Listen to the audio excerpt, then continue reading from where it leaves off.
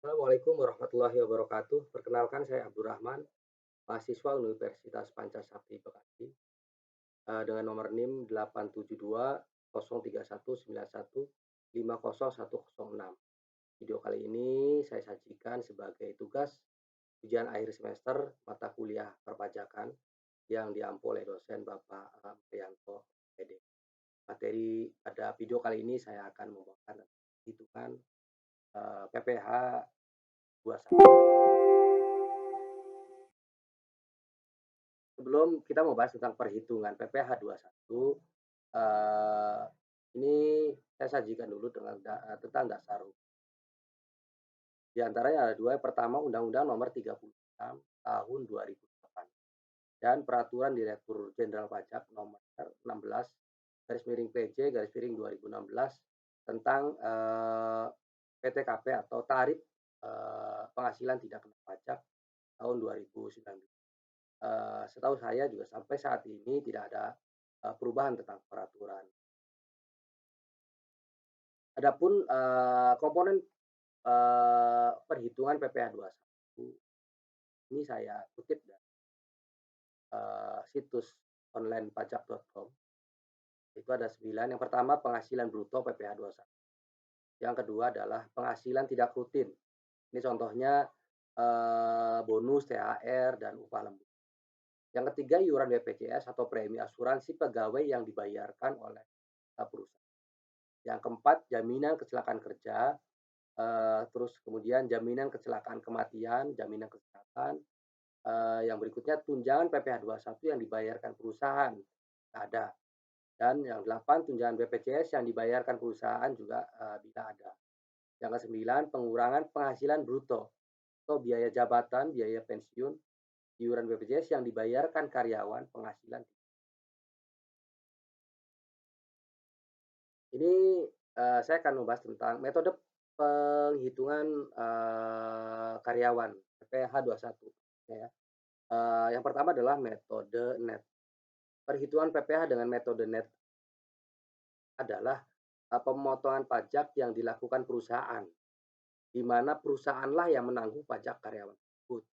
Jadi artinya gaji yang diterima, oleh karyawan itu sudah bersih atau tidak termasuk yang akan dipotong pajak. Nah, jadi singkatnya penghitungan PPh 21 itu dengan menggunakan metode net adalah pemotongan pajak di mana perusahaan yang, menanggung pajak karyawannya. Ini saya kasih, ilustrasi, jadi contohnya begini, misalnya seorang lajang yang melamar kerja di PT AAA, dia mengajukan gaji sebesar 10 juta net dan perusahaan menyetujuinya, ya. Jadi kalau, mungkin Pak Kelik ini nawar, gaji, pokoknya saya mau gajinya, 10 juta tanpa dipotong pajak. Tapi itu karena ada kewajiban PPh 21, jadi perusahaan yang membayar PPh-nya itu. Sehingga ini ya, saya lanjutkan ya, sehingga potongan PPh 21 yang dikenakan pada Pak Kelik dari perhitungan jumlah gaji tersebut adalah di luar dari jumlah nominal 10 juta itu. Ya PPh 21 dari perhitungan nilai gaji 10 juta ditanggung oleh perusahaan yang ditentukan. Lanjut ya. Yang berikutnya adalah, metode gross. PPh 21 dengan menggunakan metode ini adalah pemotongan pajak, penghasilan di mana karyawan yang menanggung pajaknya. Ini kebalikan yang tadi ya. Ini contoh contoh, Pak, masih melajang dan melamar kerja di PT BBBB gitu ya, dan perusahaan memberikan gaji 10 juta gross. Maka pemotongan PPh 21 yang dihitung dari jumlah nominal tersebut akan dibebankan atau diambil dari nilai 10 juta itu. Jadi Pak Kelik ini nanti, terimanya nggak 10 juta, tapi nanti ada pemotongan pajak. Beda yang tadi ya, misalnya 10 juta tuh sudah, tidak termasuk pajak, jadi pajaknya yang bayar adalah pusat. Itu kalau ini kalau metode, gross. Selanjutnya, cara, menghitung pajak penghasilan dengan metode gross up, ini ya gross up ya. Artinya memberikan tunjangan kepada karyawan sejumlah potongannya pajak yang ditentukan, sehingga perhitungan, PPh 21 metode gross up ini terbilang lebih rumit dibandingkan metode net atau, gross.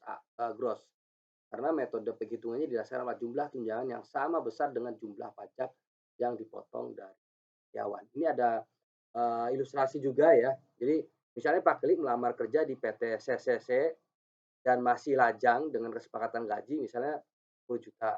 Dengan metode gross up, ada biaya jabatan dan tunjangan. Maka penghasilan yang diterima Pak Klik nantinya mengikut jumlah tunjangan pajak ya, yang diberikan perusahaan berdasarkan lapisan penghitungan yang digunakan untuk menentukan mendapatkan jumlah tunjangan pajak tersebut. Tunjangan pajak ini dihitung berdasarkan besar penghasilan kena pajak dengan mengikuti formula lapisan penghasilan kena pajak, yaitu misalnya lapisan satu, penghasilan kena pajak antara 0 sampai 47.500.000. Ini per tahun ya, penghasilan kena pajak setahun. Dikurangi 0 dikali 5/95 ditambah 0. Yang lapisan kedua, ini karena, lebih rumit ya. Ini lapisan kedua, penghasilan kena pajak, itu kan antara 47.500.000 sampai 217.500.000, eee, dikurangi 47 juta. Jadi penghasilan kena pajak setahun dikurangi, 217.500.000 dikali 15/85 ditambah, 2.500.000. Ya, termasuk apa namanya, agak rumit juga nanti. Jadi yang ketiga lapisan 3, penghasilan kena pajak lebih dari 217.500.000. Jadi penghasilan kena pajak setahun, dikurangi, 405 juta. Jadi, penghasilan kena pajak setahun itu dikurangi 217, juta 500, ribu rupiah dikali 25. Ini karena kan, yang video sebelumnya menjelaskan tentang apa, perbedaan-perbedaan berapa sih, besaran, potongan, pajaknya. Ini karena makin besar gajinya kan makin besar presentasinya. Jadi kalau ini kan udah penghasilan penghasilannya, sudah lebih dari 217, jadi makanya dikali 25/75, 25% ya, tambah 32, eee, juta 500. Dan berikutnya lapisan keempat, penghasilan kena pajak lebih dari 405 juta ya. Jadi penghasilan ini lebih besar lagi, jadi pajaknya bisa presentasinya lebih sekitar, bukan sekitar ya, memang sampai 30% per 70 ditambah 95 juta gitu. Jadi, metode ini, memang agak rumit ya, apalagi kita yang awam ya. Jadi itu saja, mudah-mudahan ada manfaatnya. Terima kasih kepada Pak Dokter yang satu semester ini, terutama saya banyak, eee, mendapatkan ilmu tentang perpajakan. Dari saya sekian, assalamualaikum warahmatullahi